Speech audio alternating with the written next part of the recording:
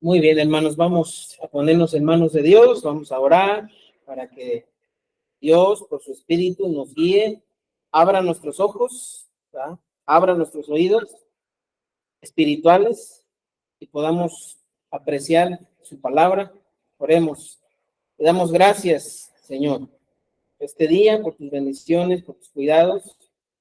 Gracias, Señor, porque tú nos has traído hasta este lugar para reunirnos en tu nombre y el buscarte, Señor, el conocerte más. Pedimos, rogamos, Señor, nos limpies de nuestra maldad, de nuestro pecado. Ayúdanos, Señor, para que en este tiempo podamos estar atentos a tu palabra, que tu Espíritu haga su obra. Señor, que tu Espíritu nos muestre más de Cristo, nos ayude a conocer más de Cristo. Que hoy, Señor, quienes todavía no te conocen, rogamos, Padre, para que hoy sea el día de salvación. Hoy sea el día, Señor, si a ti te place, que vuelvan su corazón a ti, Señor Jesús. Y a todos, Señor, a quienes nos has dado la oportunidad de conocerte, Señor, que nuestra vida, nuestro corazón esté inclinado cada vez más, Señor, a buscar tu reino, dar en tus caminos, al agradarte con nuestra vida y esperar, Señor, con paciencia tu venida. Si sea, Padre, y ayúdame para hablar con claridad, hablar con sencillez, que sea tu Espíritu, Señor, quien proclame tu palabra. En el nombre de nuestro Señor Jesucristo, te lo pedimos. Amén. Bien, pues espero que quienes están hasta la parte de atrás alcancen a apreciar, y si no, pues voy a tratar de describir esta imagen. ¿Qué es lo que podemos ver? Es un corral, ¿verdad? Aquí en México le conocemos como un corral, pero en la porción que leímos del Evangelio de Juan, ahí hay una palabra específica con la que se refiere a, a esta idea. ¿Cuál es, hermanos? Redil, redil. Cuando el Señor Jesús habló acerca de cómo Dios trata con su pueblo de manera íntima, en la palabra de Dios, en el Antiguo y en el Nuevo Testamento, podemos ver en muchas ocasiones la figura, el ejemplo, la analogía, o sea, cosas con las que se pueden comparar, de un rebaño, un rebaño. Dios se refiere constantemente a la relación que tiene con su pueblo como la de un pastor con su rebaño. Y también en ese cuidado pastoral, porque la economía en aquellos días era una economía rural, es decir, la riqueza provenía de los medios de producción, en este caso, ¿verdad? De la siembra, de la cría de animales, y eran cosas de la vida diaria que todas las personas, porque la mayoría o muchos se dedicaban a eso, y lo podían entender perfectamente bien. Ahora estamos en una sociedad en donde los bienes de producción, ¿verdad? Según la economía, la geografía, lo que hemos aprendido en las escuelas, dicen sector primario, sector secundario y sector terciario, y hay más sectores, ¿verdad? Y uno dice, ¿y de qué me están hablando? Bueno, de los medios de producción. Cuando el Señor Jesús habló estas parábolas, porque algunas de estas son parábolas, de estas ilustraciones, lo hizo tomando ejemplos de la vida diaria y de una vida sencilla, que todos pudiésemos comprender y entender. Cualquiera en nuestros días puede entender lo que es un pastor, uno que cuida ovejas, lo que es un rebaño y cómo estos se relacionan entre sí. Así que no hay mayor dificultad, ¿verdad? Lo que podemos ver aquí entonces es un redil. Los rediles se fabricaban o se hacían más bien, pues tanto de madera como de piedra. ¿Cuáles eran los más comunes? Los de piedra, ¿ah? Los de piedra. Algunos tenían espinas alrededor, en la parte superior de la cerca. Y allí usted puede ver a una persona en esa imagen que está a la puerta, a la puerta. Por favor, quedémonos con esa imagen, a la puerta, ¿sí? Además de los pastores, había porteros de rediles. En una ciudad había rediles muy grandes que eran usados por muchos pastores y allí convivían varios rebaños y había un portero, alguien que estaba ahí en la puerta y vamos a decirlo así, fungía como la puerta. Si se fija que no hay una puerta, ¿verdad? Sino que hay alguien que está ahí trabajando como portero, como puerta. Bueno, con esa imagen vamos a ir viendo lo que el Señor Jesús nos enseñó con el yo soy la puerta de las ovejas. ¿Sí? Bueno, leímos una porción, parte del capítulo 9 y parte del capítulo 10. Pero debemos recordar, hermanos, incluso, ¿verdad? Eso puede ser como que una confusión. Estamos muy acostumbrados a leer por capítulos y versículos, ¿verdad? Pero debemos recordar que los capítulos y los versículos fueron introducidos por los traductores de los escritos originales. O sea, el apóstol Juan no le puso capítulos a su evangelio, lo escribió de corrido. Y entonces cuando leemos el capítulo 9 y el 10, pues vamos a ver que prácticamente están juntos. Nada más que ya estamos tan acostumbrados a hacer la separación que incluso le cortamos el tema, la secuencia al tema. Y entonces, caray, vemos que en el capítulo 9 se nos habla de un ciego y en el 10, pues ya me empiezan a hablar de ovejas. ¿Cómo? Pues brincaron de un tema a otro y usted y yo nos vamos a dar cuenta que están unidos. Están unidos. ¿Sí? Bueno, vamos al capítulo 9, al final del capítulo 9. ¿Sí? Está pequeña la porción que leímos hoy, la vamos a volver a leer. ¿Sí?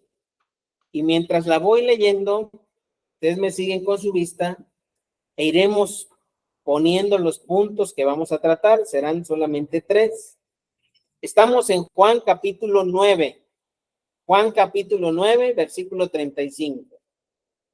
Voy a platicar un poco el contexto anterior, o sea, lo que sucedió antes de lo que vamos a leer.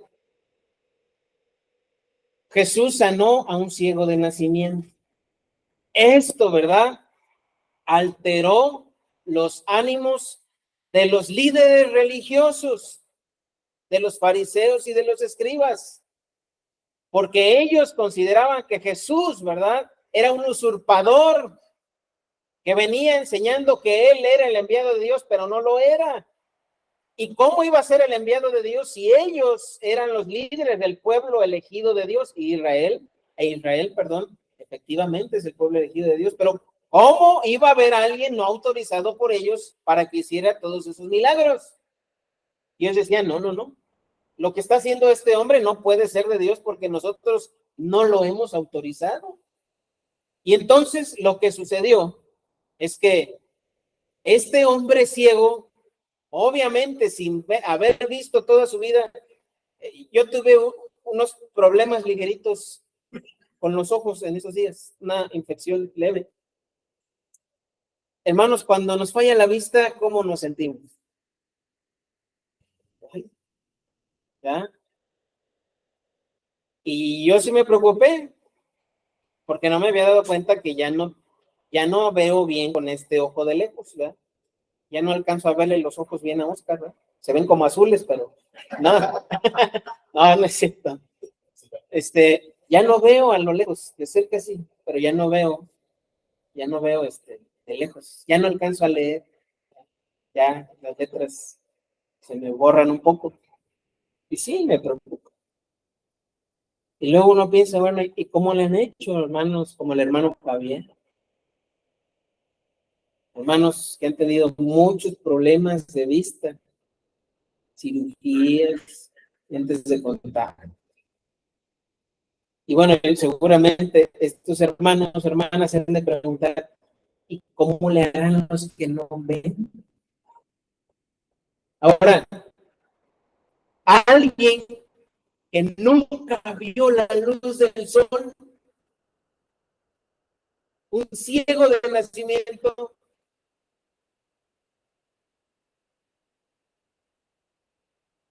¿cómo habrá reaccionado después de que sus ojos fueron abiertos y poder contemplar el mundo? Fíjense, nada más y lo terrenal, pues seguramente fue como el cielo. ¿Ah? Entonces, este hombre, el ciego, dijo, nadie pudo haber hecho eso no viniendo de Dios. Pero los otros religiosos dijeron, no, no, no, es que ¿cómo puede ser este hombre enviado de Dios si no está autorizado por nosotros? Y estos religiosos se dieron a la tarea de investigar a ver si realmente había sido un milagro por Jesús, para probar lo que querían ellos, ¿verdad? Era probar que Jesús no era el Mesías, que Jesús no era el enviado de Dios. A ver, tráiganle a los papás, oigan, ¿quién sanó a su hijo? Pero ellos ya habían amenazado que cualquiera que dijera que Jesús era el Mesías iba a ser expulsado de la sinagoga. Y sus papás temieron. Y astutamente o sabiamente, bueno, ella es mayor, ¿verdad? Pregúntenle. Y entonces le preguntaron, dinos. Bueno, ¿qué quieren que les diga? Ya les dije que seguramente este hombre viene de Dios. No, este hombre tiene demonio. Pues miren, yo lo único que sé es que él me dio la vista. Y me gustaría conocerlo. A ustedes no, no, no, no, no. Y entonces, ¿verdad? ¿Qué creen que le pasó? Ya no es ciego. Este hombre, ¿verdad? Que fue ciego. ¿Cómo lo trataron estos religiosos? ¿Cómo lo trataron? Bueno, vamos a leer el versículo 25. Sigan en 35, perdón, 9:35. Dice, oyó Jesús que le habían, oyó Jesús que le habían expulsado. ¿Verdad que no está separado el capítulo 9?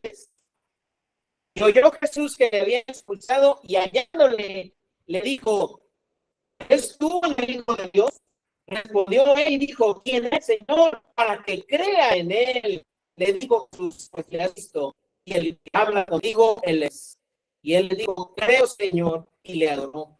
Dijo Jesús, para juicio he venido yo a este mundo, para que los que no ven vean, y los que ven sean cegados. Entonces algunos de los fariseos que estaban con él, al oír esto, dijeron, ¿acaso somos fariseos? Jesús le respondió, si fuerais ciegos, no tendríais pecado. Mas ahora, porque decís, vemos, vuestro pecado permanece. De cierto os digo, el que no entra por la puerta en el redil de las ovejas, sino que sube por otra parte, ese es ladrón y salteador. Mas el que entra por la puerta, el pastor de las ovejas es. A este abre el portero, y las ovejas oyen voz, y a sus ovejas llama por nombre, y las saca. Y cuando ha sacado fuera todas las propias, va delante de ellas, y las ovejas le siguen, porque conoce su voz. Mas al extraño no seguirán, sino huirán de él, porque no conocen la voz de los extraños. Esta alegoría les dijo que sí, que ellos no entendieron que era lo que les decía. Volvió Jesús a decirles, de cierto digo, yo soy la puerta de las ovejas. Todos los que antes de mí vinieron no son saqueadores, pero no oyeron las ovejas. Yo soy la puerta. El que por mí entra será salvo y entrará y saldrá y hallará pastos. El ladrón no viene sino para matar y destruir. Y para que la tengan, y yo he venido para que tengan vida y para que la tengan en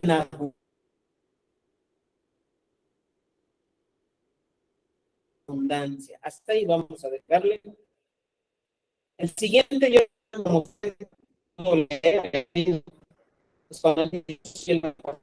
y esas sociedades están muy cercanas, aunque los iguales, muy relacionadas, pero no es lo mismo.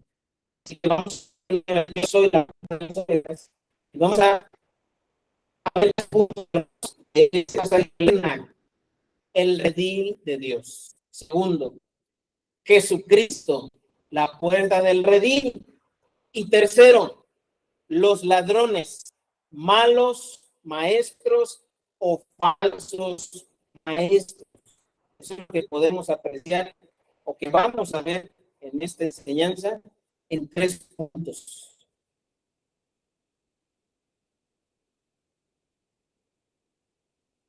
Seguridad de Dios, la parte del redil y los ladrones, malos o falsos maestros. ¿Sí?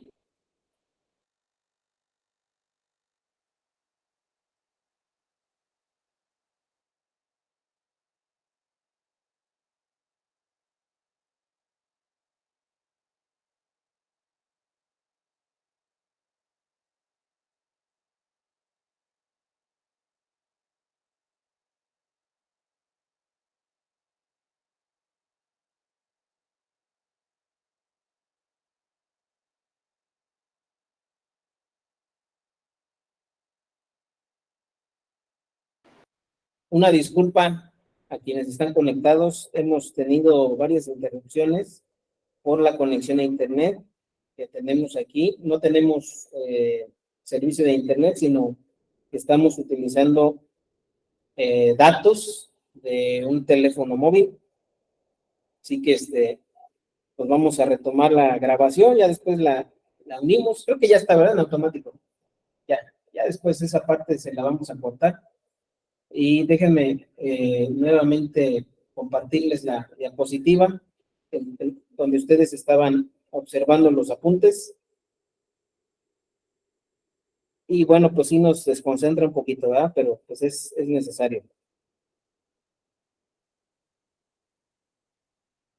Listo, ahí está.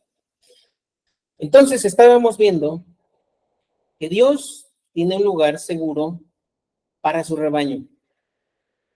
Dios tiene un lugar de paz y de protección eterna, donde Dios es la poderosa fortaleza para su pueblo, y esa fortaleza, como el redil, tiene una puerta. Miren, si ustedes han tenido oportunidad de leer, por ejemplo, el libro de los Salmos, hermanos, ese libro de poemas, de canciones, de himnos a Dios, que se utilizaban para enseñar al pueblo de Israel acerca de la persona de Dios, de su naturaleza, de sus virtudes, de sus atributos. Allí usted métase a leer los salmos y va a leer que hay una idea constante de que Dios es fortaleza de su pueblo. Dios es roca de su pueblo. Dios es la roca firme, la roca eterna, la roca alta, el refugio eterno de su pueblo. Cuando cuando Cristo habla de redil, esa seguridad que provee un redil para una oveja, las ovejas durante el día estaban pastando.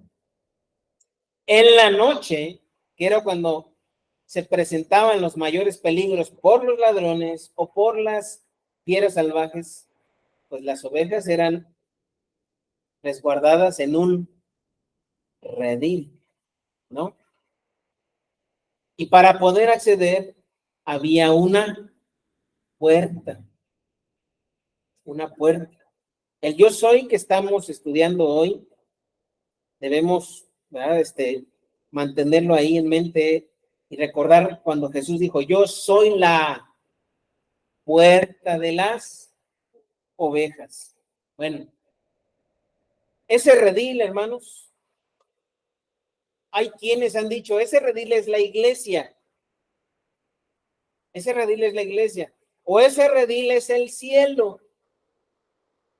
Pero cuando vemos nosotros aquí, en los versículos que leímos, el Señor Jesús habla acerca de que Él las hace entrar, ¿verdad?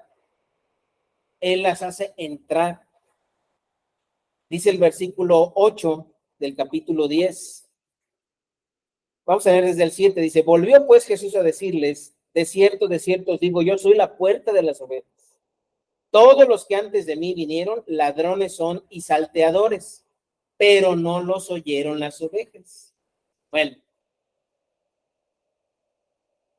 el cielo no puede ser, porque nadie que entre puede salir. La iglesia tampoco puede ser, ¿verdad? Entonces, ¿a qué se refiere el Señor cuando dice, verdad? De su redil, de quienes están formando parte de su redil. Bueno, a mí me parece que la interpretación más congruente es su reino, quienes pertenecen a su reino. Ya vimos, ¿verdad? En otras ocasiones lo que eso significa, ¿verdad? La única forma de entrar a ese reino, haciendo alusión a estas palabras de Cristo, cuando dice yo soy la puerta de las ovejas, es que Él es el único, Él es la única vía para poder ser parte de ese reino. Ahora, vamos a ver en el Antiguo Testamento y luego en el Nuevo, por qué decimos que quienes forman parte de ese redil, en realidad son los que forman parte de su reino. Vamos al capítulo 34 de Ezequiel. Ezequiel es uno de los conocidos como profetas mayores. No que sea de mayor relevancia e importancia, no, se le conoce así porque es un libro que tiene muchos capítulos, es decir, mucha revelación que Dios dio a este profeta, lo mismo a otros como Jeremías o Isaías o Daniel, y por eso se conocen así.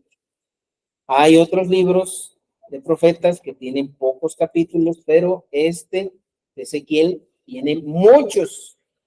Ahora, vamos al capítulo 34. Todo ese capítulo, mayor parte más bien, habla Dios en contra de los malos pastores y de cómo su rebaño, su redil, ha sufrido. Vamos a leer los versículos 15 y 16, ¿sí? Es más, vamos a leer un poquito antes, ¿sí? Versículo 11, ¿sí? ¿Estamos ahí, hermanos? Dice Ezequiel 34:11. Porque así ha dicho Jehová el Señor. He aquí yo mismo iré a buscar mis ovejas y las reconoceré. Como reconoce su rebaño el pastor el día que está en medio de sus ovejas esparcidas, así reconoceré mis ovejas y las libraré de todos los lugares en que fueron esparcidas el día del nublado y de la oscuridad. Y yo las sacaré de los pueblos y las juntaré de las tierras, las traeré a su propia tierra y las apacentaré en los montes de Israel, por las riberas y en todos los lugares habitados del país. En buenos pastos las apacentaré y en los altos montes de Israel estará su aprisco. Allí dormirán en buen redil y en pastos suculentos serán apacentadas sobre los montes de Israel.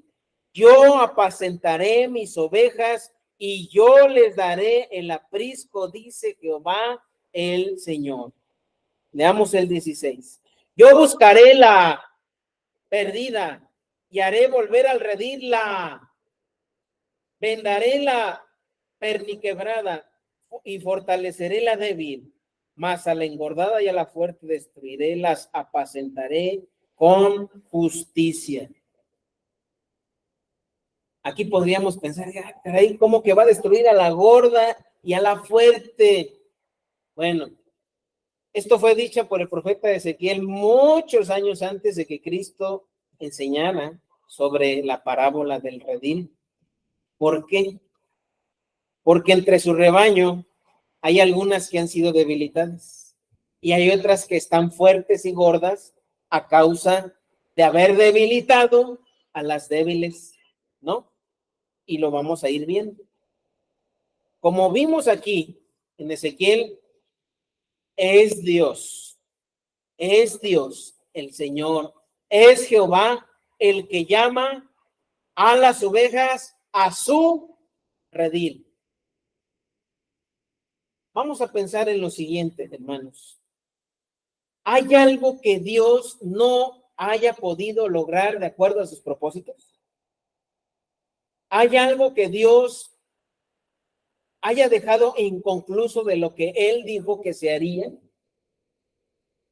Entonces pensemos, si Dios dice que Él va a llamar a quienes son parte de su rebaño o de sus rebaños, como dice aquí, esparcidos en las tierras, y eso significa que no solamente Israel, no solamente Israel. Y Cristo también lo dijo, lo veremos más adelante. Él llama a quienes han de ser parte de su redil. Eso, hermanos, hermanas, nos debe de dar seguridad.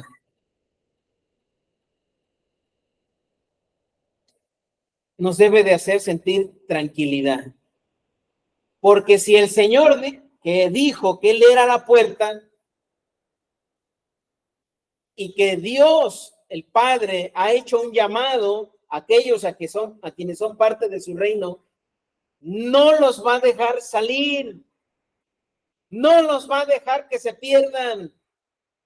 Él los irá a recoger de donde anduviesen para que estén otra vez en su redil. Y uno puede pensar, bueno, ¿y los que se perdieron?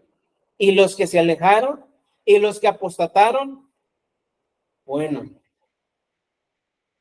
ahí deberíamos, ¿verdad?, considerar que el Señor llama, pero no todos responden a ese llamado. Y quizá el Señor ha estado llamando y llamando y llamando y llamando, pero no ha habido una respuesta. Puede ser que en este momento hayamos notado cuántas veces Dios ha hablado en nuestra vida y nosotros queremos estar fuera o como queriendo estar fuera de ese redil. Cuando Dios llama, hace un llamado eficaz. O sea, a diferencia de otras culturas, en la antigüedad, allá en el Medio Oriente, el pastor siempre iba adelante, no iba atrás. Aquí en México, el pastor va atrás y las ovejas van adelante. Pero allá la costumbre era que el pastor iba y las ovejas. Y cuando en un redil donde había varios rebaños, llegaba un pastor, el pastor se ponía y entonces hacía el llamado a sus ovejas, y sus ovejas que estaban en ese redil, aunque estuvieran con otros rebaños, venían.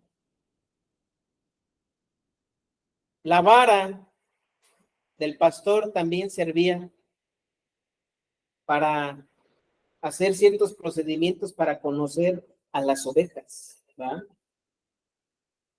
A veces se servía de la vara para medirlas, a veces para ver qué tanta lana tenían, ¿verdad? No, mis ovejas tenían tanta lana, ¿verdad? Tanto de grueso y otras cosas. Eso hacía el pastor. Cuando recibimos un llamado para venir a Dios por medio de Cristo, ese es un llamado eficaz. Es decir, no hay forma de desecharlo. No hay forma de resistirse. No hay forma de decir, yo no quiero. Por más, ¿verdad? Que uno diga, me quiero leer. Así como Jonás, en esta semana nos tocó leer el libro de Jonás. Así como Jonás, ¿verdad? Aunque se quiera morir, aunque esté dispuesto a morir Jonás, como estuvo Jonás más bien, cuando estaban, ¿verdad? Ahí en esa barca o en esa embarcación más bien, con todos los marineros, toda la tripulación, alejándose Jonás del mandato que Dios le había dado. Jonás, ¿verdad? Sin ninguna pena, viendo la tempestad, porque lo que él deseaba era morirse y decir, pues cuando le preguntaron, oye, ¿de dónde vienes? ¿Quién es tu Dios? Porque esta tempestad no es normal. Siendo marineros conocían, ¿verdad? La ruta que navegaban. Pues, ¿por qué nos pasó esto? Algo hicimos. Y Jonás, soy hebreo. Jehová es mi Dios. Tírenme. Cuando nos quitamos, hermanos, cuando nos alejamos de los caminos de Dios, va a venir una tempestad. Y aunque uno diga que me muera, no te vas a morir. Porque te he llamado. Te he llamado. Eres el redil. No te vas a salir porque yo te he llamado. Así que, aunque uno se quite, hermanos, Dios te va a poner otra vez en sus caminos. ¿Cómo? A lo mejor por una tempestad. Y a lo mejor vas a estar en el estómago de un pez. No literalmente, ¿verdad? Pero vas a verla cerca, como Jonás. Como decimos, va a tocar uno. Entonces sí, Señor, soy de tu redil. Así que el Señor busca a los suyos. Y si hoy usted está aquí, ¿cree que sea casualidad? Dios. Nada de que los astros se alinearon. No, no, no.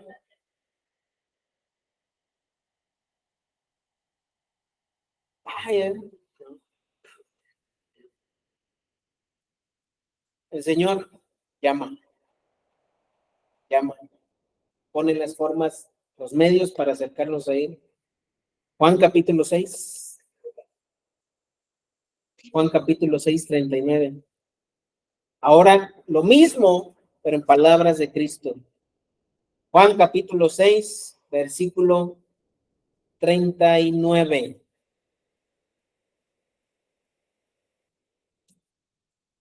Voy a leer un poquito antes. Vamos a recordar el otro yo soy de Cristo, el primero, ¿verdad?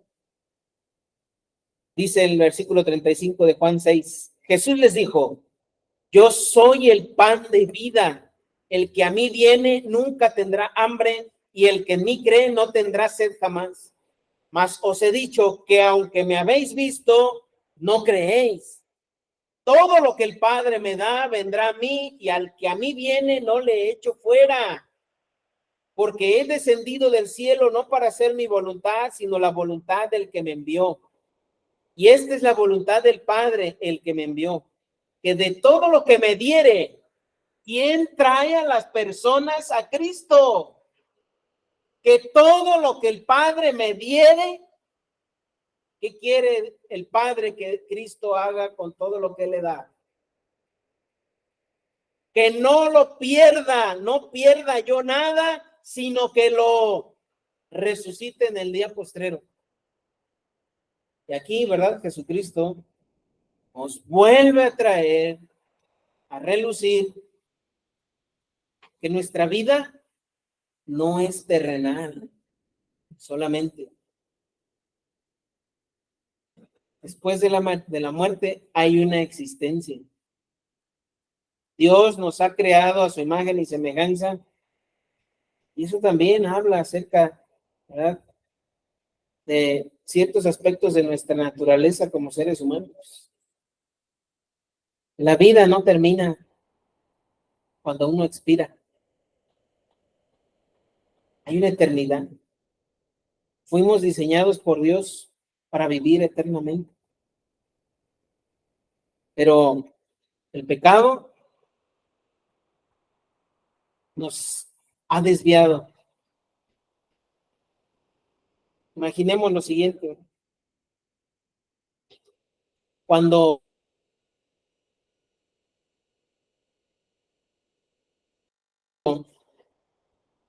para hacer una presa, para hacer un acueducto, se le empieza, ¿verdad?, a obstaculizar el flujo de agua de manera intencional, ¿verdad? Hace que el flujo de agua se desvíe. Así es el pecado. O eso pasó con el pecado. Había un propósito de Dios diseñado para el hombre, pero el pecado introducido en la vida del hombre hace que éste se desvíe de lo que Dios había planeado. Y si el camino originalmente era vida plena y eterna, al desviarse ahora es vida eterna, pero en condenación. Pocas veces el hombre se detiene a pensar eso. Y el día que yo parta aquí, ¿qué va a pasar?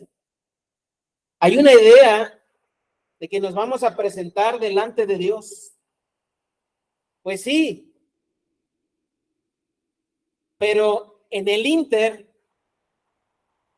todas las cosas que vivimos aquí en la vida, normalmente, ¿verdad?, nuestra apreciación de la vida es sobre lo terrenal. ¿Y por qué? ¿Por qué es así? ¿Por qué no pensamos, verdad, más allá de lo material?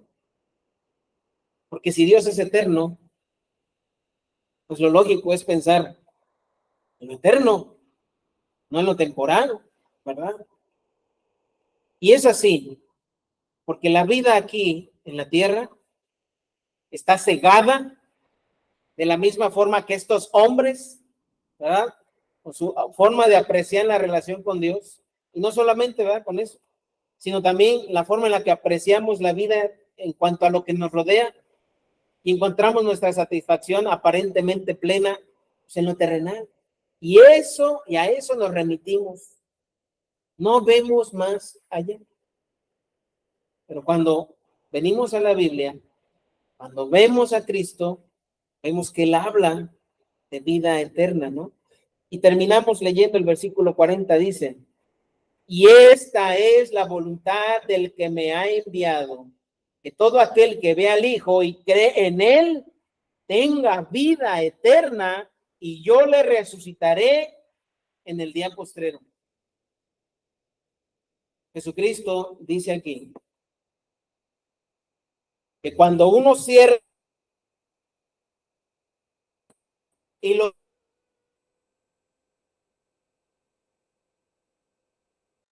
Eso es lo que dice. Tendrás vida eterna. Esto, ¿verdad?, me gusta compartirlo muchas veces, que es algo muy sencillo y muy claro. Cada quien tiene su derecho a elegir si es verdad que hay vida después de la muerte o que no la hay. Dios nos ha dado esa libertad. Y pensemos, si no es cierto que hay vida después de la muerte, no te pasará nada si no crees. Si no hay vida después de la muerte, no pierdes nada. Ahí no pierdes nada. Pero si hay vida después de la muerte, pierdes todo. Todo. Y nada de lo que viviste aquí y recibiste aquí sirvió de algo. Porque no te vas a llevar nada. Jesús no lo dijo así. Pero él dijo, todo aquel que ve al Hijo y cree en él, tenga vida eterna. Y yo le resucitaré en el día postrero. Ahora vamos al capítulo 10, versículo 16. Juan capítulo 10, versículo 16.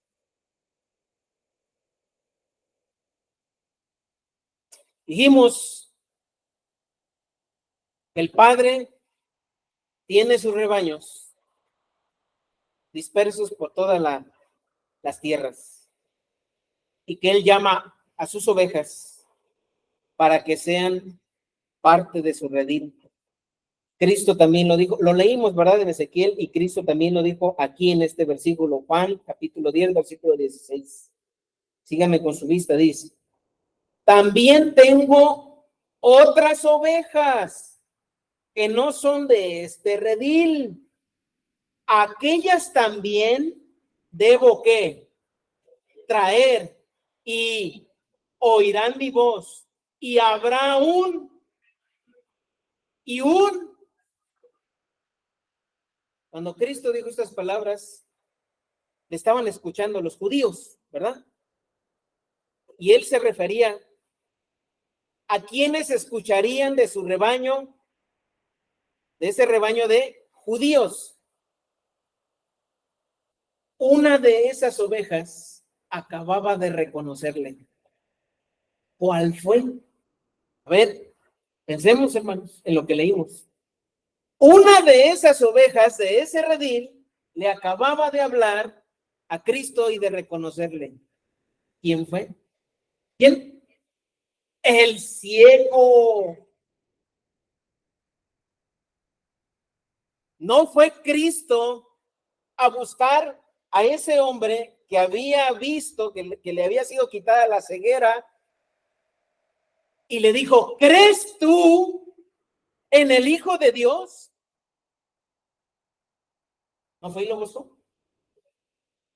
Ahí está una oveja. Ahí está una oveja. Pero luego dijo Cristo en el 16, también tengo otras ovejas que no son de este.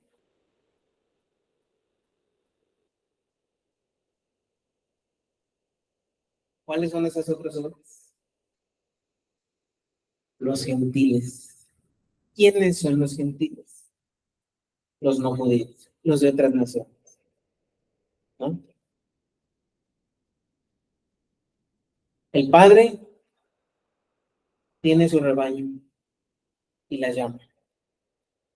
Hay un llamado eficaz. Ahora, es importante, es trascendente que toda persona se ponga a pensar, y yo soy parte de ese redil. Yo soy parte de ese redil. Y bueno, aquí podríamos pensar, y ya seguimos al siguiente punto, ¿verdad? Para ir avanzando. ¿Por qué Dios no dio más de una puerta al redil? ¿Por qué no le puso 5? ¿Por qué no le puso 12 como el número de los apóstoles? ¿Por qué no 15? ¿Por qué no puso más formas de llegar al Padre? Vamos a pensar lo siguiente.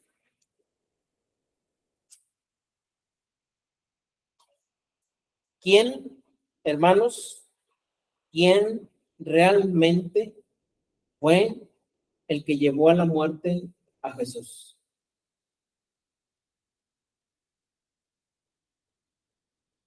¿Quién fue el que llevó realmente a la muerte a Jesús? Bueno, vamos a Isaías capítulo 53. Uno puede decir nosotros, sí, pero no somos la última causa. El diablo, sí, pero él no es la última causa. Pilato, sí, pero él no es la última causa. Isaías capítulo 53, ¿sí? Vamos al versículo, vamos a leer desde el 7, ¿sí? Bueno, quizá para quienes no lo han escuchado antes, sea prudente y conveniente que lo escuchen. Esta es una profecía acerca de Cristo, cerca de 750 años antes de que él naciera. Isaías 53 dice: ¿quién ha creído a nuestro anuncio y sobre quién se ha manifestado el brazo de Jehová?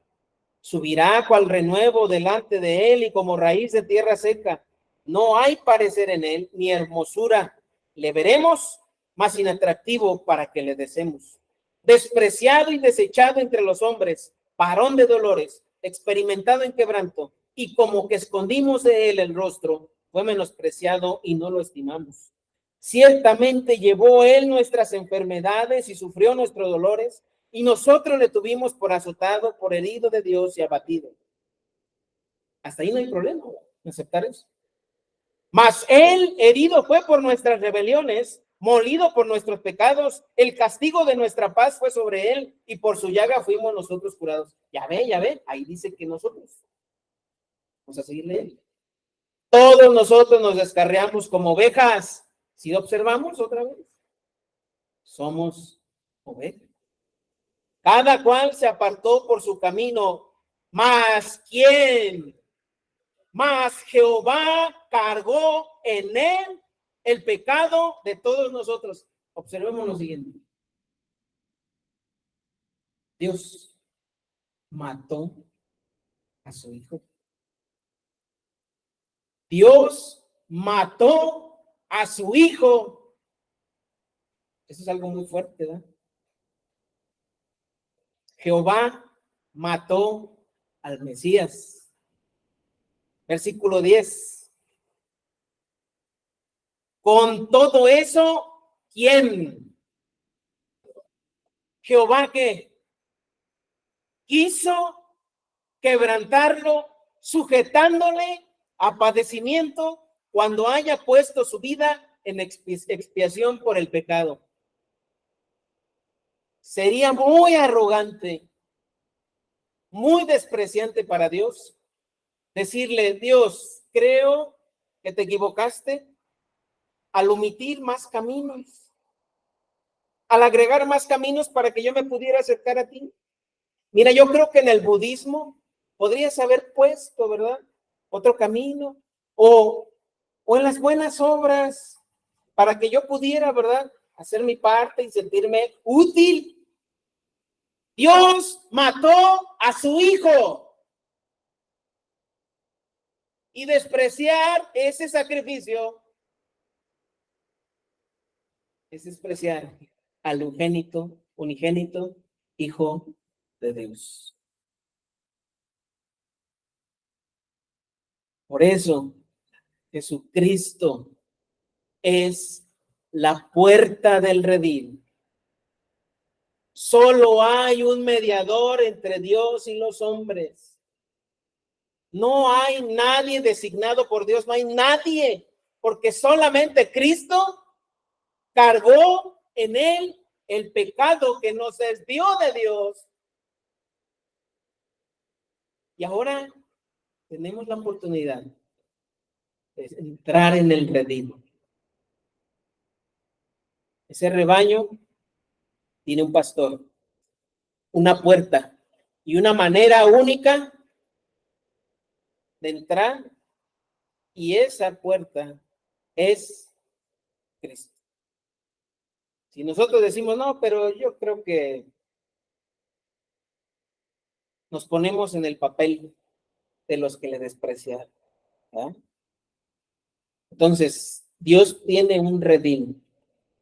¿Quién es la puerta de ese redil? No se puede ser parte de ese redil, del rebaño de Dios, si no es por medio de... Vamos a leer lo que escribió el apóstol Pablo en primera a Timoteo, capítulo 2. Capítulo 2, versículos 4 al 6. ¿Cuál es el deseo de Dios? ¿Cree que Dios quiere que las personas mueran eternamente separadas de Él? No. Dice el versículo 4 de 1 Timoteo 2. Voy a leer desde el 3. Porque esto es bueno y agradable delante de Dios nuestro Salvador. Dios nuestro Salvador. ¿Cómo Dios nos salva? Aquí está. El cual quiere que todos los hombres sean salvos y vengan al conocimiento de la verdad, porque hay un solo Dios, el dueño del redil, y un solo mediador, la puerta de entrada a ese redil entre Dios y los hombres, Jesucristo, hombre, el cual se dio a sí mismo en rescate por todos, de lo cual se dio testimonio a su debido tiempo. Ya no hay más testimonios. Ya no hay más tiempos de testimonio. Ya se dio un testimonio. Ya vino el testimonio mismo. Se encarnó. Se hizo hombre. Tomó forma de siervo. Y estuvo dispuesto a morir para cumplir la obra salvadora de Dios al llamar a todos los que son parte de su redil. Terminamos. Mejor esta es la parte más escabrosa, porque nosotros podemos llegar a ser malos maestros, falsos maestros. Los falsos maestros están por todos lados, enseñando caminos alternos. Puede haber un maestro falso o un mal maestro en cada uno de nosotros si enseñamos un camino distinto a Cristo. Si cada uno de nosotros llega a pensar que ha encontrado la verdad de Dios, fuera de Cristo, en automático somos falsos maestros, porque hay una verdad. No puede haber varias verdades. Y si estas son iguales, entonces son la misma verdad, ¿no? Los falsos maestros están por todos lados, no solamente en este tiempo, sino a lo largo de la historia humana, desde la caída del hombre. Satanás, cuando dijo, ¿verdad?, a Eva, no vas a morir. Lo que pasa es que Dios no quiere que tengas el mismo conocimiento de Él, del bien y del mal. No vas a morir. ¿Sabe Dios, verdad? Que tus ojos van a ser abiertos, vas a conocer lo que tanto has querido. Vas a experimentar lo que tanto has deseado. No necesitas obedecer a Dios. No necesitas seguir a Dios. Los falsos maestros se distinguen por lo siguiente. Mentira. Una vida centrada en uno mismo. En la satisfacción, autosatisfacción y en la hipocresía. Vamos a ver lo que dijo Cristo sobre estos falsos maestros. Mateo capítulo 15.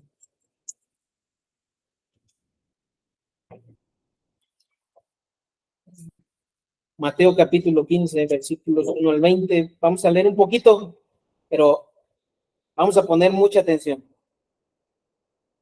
Mire, vamos a observar las actitudes de los falsos maestros, malos maestros, y veamos, hermanos, cómo nosotros podemos llegar a ser malos maestros. Dice el versículo 1. Entonces se acercaron a Jesús ciertos escribas y fariseos de Jerusalén, diciendo, es decir, maestros, o los que se decían maestros, ¿por qué tus discípulos quebrantan la tradición de los ancianos? Porque no se lavan las manos cuando comen pan. Respondiendo él, les dijo, ¿por qué también vosotros quebrantáis el mandamiento de Dios por vuestra tradición? Porque Dios mandó diciendo, honra a tu padre y a tu madre, y el que maldiga al padre o a la madre muere irremisiblemente. Pero vosotros decís, cualquiera que diga a su padre o a su madre, es mi ofrenda a Dios, todo aquello con que pudiera ayudarte. Ya no ha de honrar a su padre o a su madre. Así habéis invalidado el mandamiento de Dios por vuestra tradición.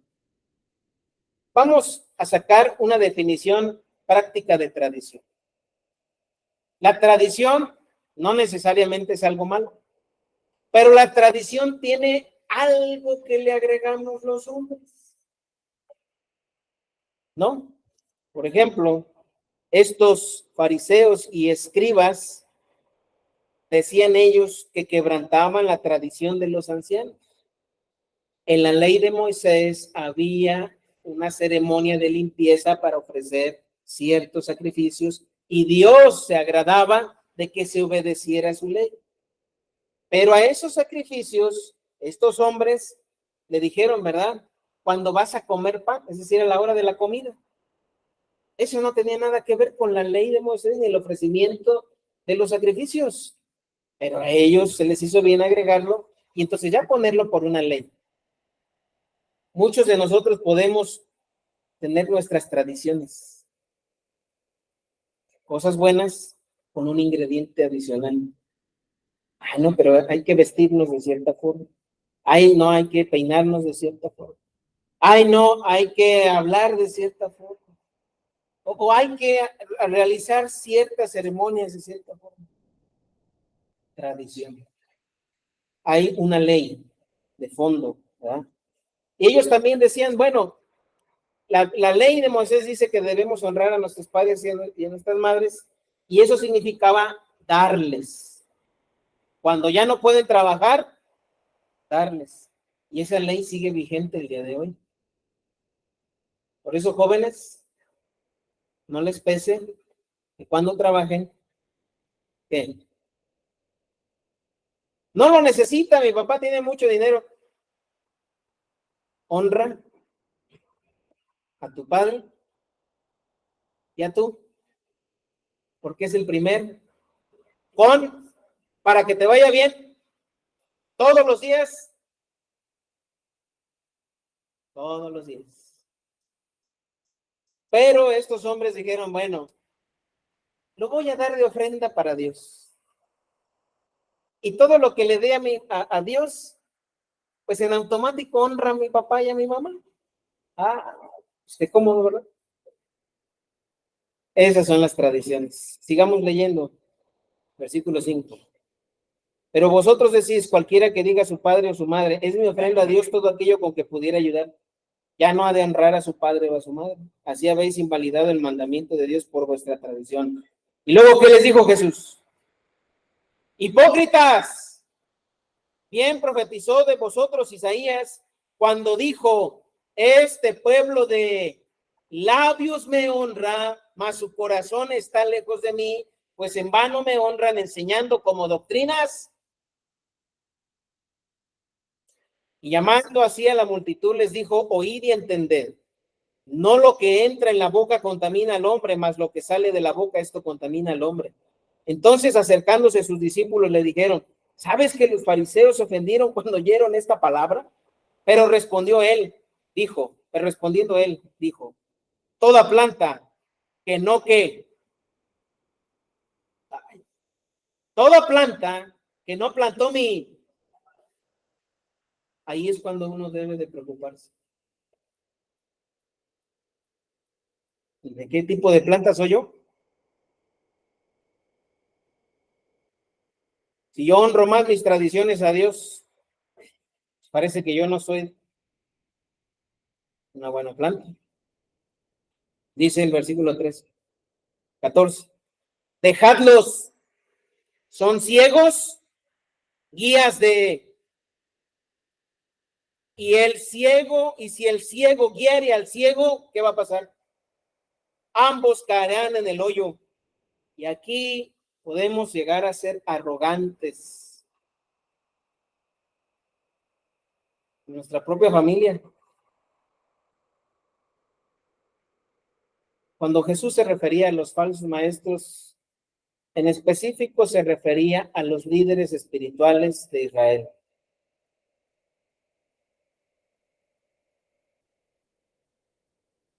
Pero en cada familia, Dios designó un líder espiritual.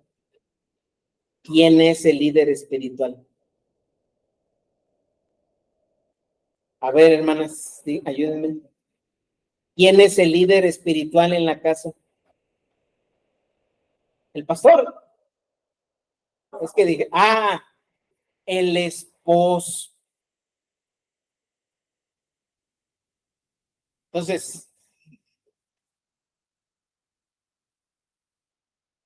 yo, hermanos, tengo una responsabilidad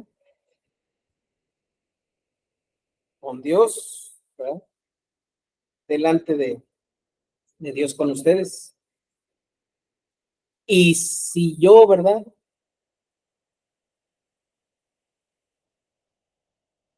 Me hago en automático, ojalá que nunca pase, que el Señor nos guarde, haría que se desviaran, ¿ah? Y anduvieran, si el líder espiritual no enseña, no cuida, no protege, ¿qué puede pasar con las ovejitas?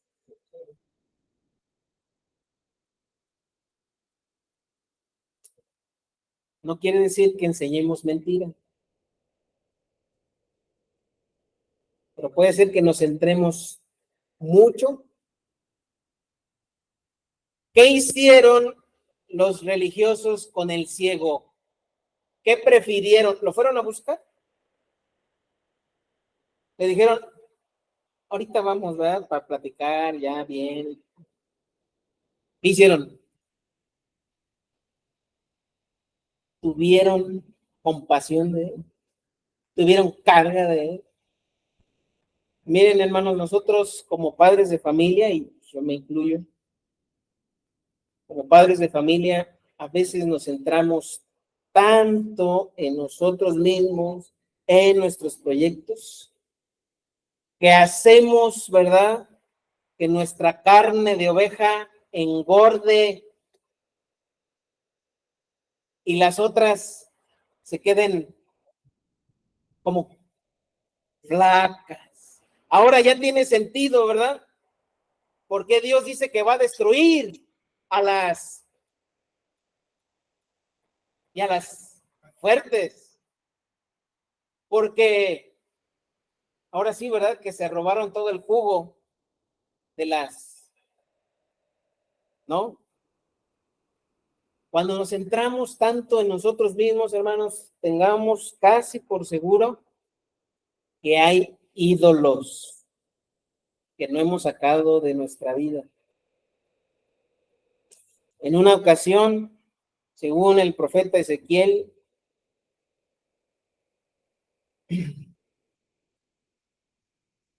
se acercaron los líderes espirituales de Israel con el profeta Ezequiel. En el capítulo 14, si usted quiere buscarlo, por favor, Ezequiel capítulo 14. Voy a leer desde el 1 hasta el 6.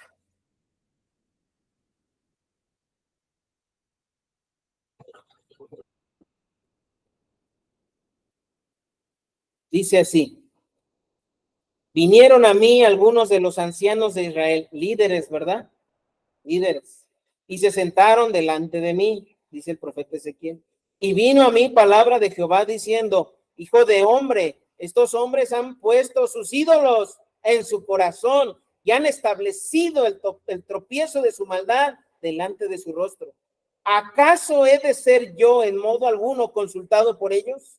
Háblales por tanto y diles: así ha dicho Jehová el Señor: cualquier hombre de la casa de Israel que hubiera puesto sus ídolos en su corazón y establecido el tropiezo de su maldad delante de su rostro, y viniera el profeta, yo Jehová responderé al que viniere conforme a qué. Para tomar a la casa de Israel por el corazón, ya que se han apartado de mí, todos ellos por sus ídolos. Por tanto, di a la casa de Israel: así dice el Jehová el Señor: convertíos y volveos de vuestros ídolos y apartad vuestro rostro de todas vuestras abominaciones, porque cualquier hombre de la casa de Israel y de los extranjeros que moran en Israel, que se hubiere apartado de andar en pos de mí y hubiere puesto sus ídolos en su corazón y establecido delante de su rostro el tropiezo de su maldad, y viniera el profeta para preguntarle por mí, yo Jehová le responderé por mí mismo y pondré mi rostro contra aquel hombre.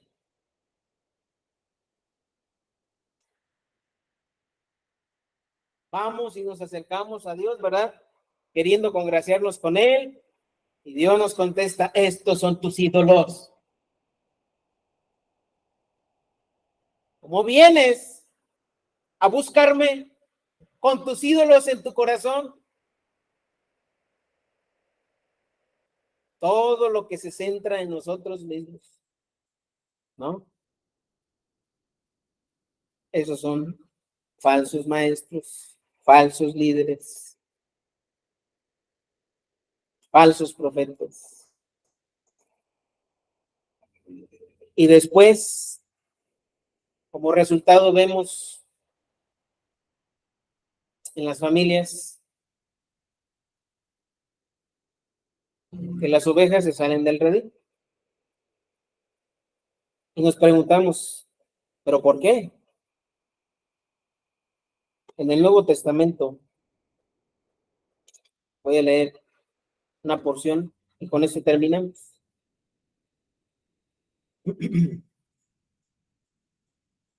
Dice así, vamos a leer desde el 10 para acortar un poco, usted lo puede leer en su casa ya todo completo. Dice, Tito capítulo 1, versículo 10. Porque hay aún muchos contumaces, habladores de vanidades y engañadores, mayormente los de la circuncisión, a los cuales es preciso tapar la boca, que trastornan casas enteras enseñando por ganancia deshonesta lo que no conviene. Uno de ellos, su propio profeta, que en realidad no es profeta, era un poeta, ¿verdad?, dijo: los cretenses, siempre mentirosos, malas bestias, glotones ociosos. Este testimonio es verdadero. Por tanto, repréndelos duramente para que sean sanos en la fe, no atendiendo a fábulas judaicas, tradiciones, ni a mandamientos de hombres que se apartan de la verdad. Todas las cosas son puras para los puros, mas para los corrompidos e incrédulos nada les es puro, pues hasta su mente y su conciencia están corrompidas. Profesan conocer a Dios, pero con los hechos lo niegan. ¿Cómo podemos ser falsos maestros?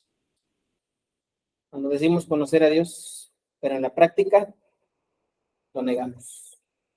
Siendo abominables y rebeldes, reprobados en cuanto a toda buena obra.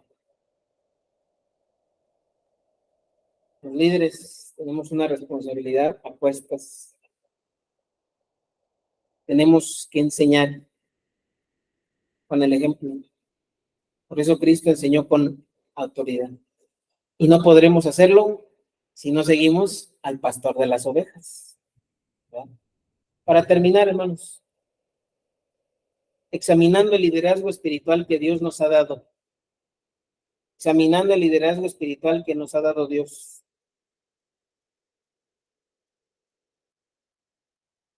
¿Cómo estamos dirigiendo a los que Dios puso bajo nuestra responsabilidad? Y entonces, ¿qué pasa con aquellos a quien Dios puso bajo nuestra responsabilidad y nosotros mismos somos ciegos?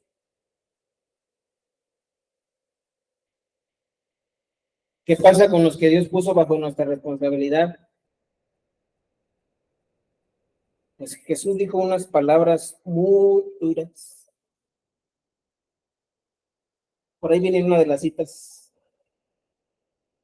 cuando él dijo: ay de vosotros, escribas y fariseos, que ponéis cargas pesadas sobre los hombres y vosotros ni con un dedo las queréis hacer.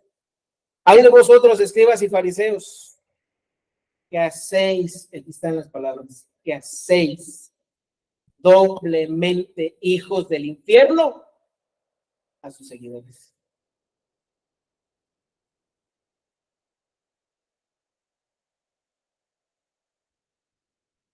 Si yo les he enseñado un camino, no es. He dado un testimonio que no es. Me he mostrado como un líder espiritual. Digo, padres y madres lo somos. Somos líderes espirituales de nuestros hijos. Oye, hijo mío, la instrucción de tú y la dirección de tú. Aquí estamos ambos. Pero decimos conocer a Dios y con los hechos, ¿cómo estamos dirigiendo a los que Dios puso bajo nuestra responsabilidad? Vamos a orar. Padre que estás en los cielos,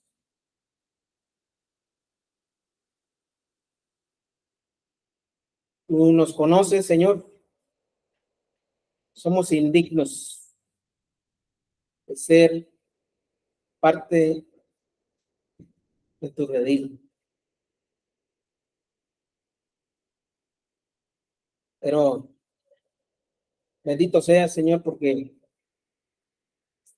en tu misericordia, en tu gracia, tú nos llamas. Si fuese por los méritos, si fuese por buenos actos, Señor, tú dices en tu palabra que lo más sublime, lo más reconocible de los hombres o entre los hombres, delante de ti es como trapos de leproso. Señor, en tu gracia alcanzamos misericordia. Pedimos, Señor, perdones, porque, Señor, no nos hemos ocupado como debiéramos de nuestra responsabilidad de guiar a los que pusiste, Señor, bajo nuestra autoridad, la autoridad que tú nos has dado. Perdónanos, Señor, porque nos hemos alejado de ti, nos hemos ido tras nuestros ídolos, y eso ha hecho que los que vienen detrás de nosotros posiblemente también se hayan desviado. Ayúdanos a reconocer nuestros errores, nuestro pecado, nuestra falta de diligencia. Así, con los rostros inclinados, quiero hacer una invitación. Si en este momento usted se pone a pensar si es parte del redil de las ovejas de Dios, y su respuesta es: no lo sé, no me siento seguro o segura, pues cada momento que Dios habla a su vida es una oportunidad de Dios para usted, para decir: acepta a Jesucristo, reconoce a Jesucristo. Él es la puerta de entrada al redil. No hay más puertas, no hay más formas. Porque Dios, como vimos hoy, mató a su propio hijo. No fuimos nosotros, fue Dios. Y lo hizo para salvarnos. Te invito en este momento, hable con Dios, hable a Cristo. Y si me permite dirigirlo en esta oración, hágala ahí en su lugar. Póngase en paz con Dios. Señor Jesús, creo que tú eres enviado del Padre. Creo que tú eres Dios, que solamente tú pudiste venir, hacerte hombre, morir y resucitar para permitirme estar una eternidad con el Padre. Reconozco mi pecado, reconozco mi maldad, que me he desviado, que me he ido alejándome de ti y poniendo como pretexto cosas que he pensado que son las correctas. Ayúdame a creer en ti. Ayúdame a aceptar la verdad que tú viniste a decir. Creo que tú eres el Mesías, el enviado de Dios, el Salvador del mundo. Te acepto como Dios y como Salvador en mi vida. Y ayúdame a vivir para agradarte todos los días que me resten aquí. Ayúdame a conocer. Lo acepto, Señor. Esa verdad en mi mente, en mi corazón. Te lo pido todo. En el nombre de Cristo Jesús. Amén. Si hay alguien que hizo esta oración, quizás se pueda sentir apenado, yo le animo a que se acerque con alguno de nosotros, con un servidor, con quien usted tenga confianza, y dígale, ¿no? Yo quiero saber más acerca de Jesús. Dios les bendiga a todos, hermanos, y nos estamos despidiéndonos de esta grabación. Dios les bendiga.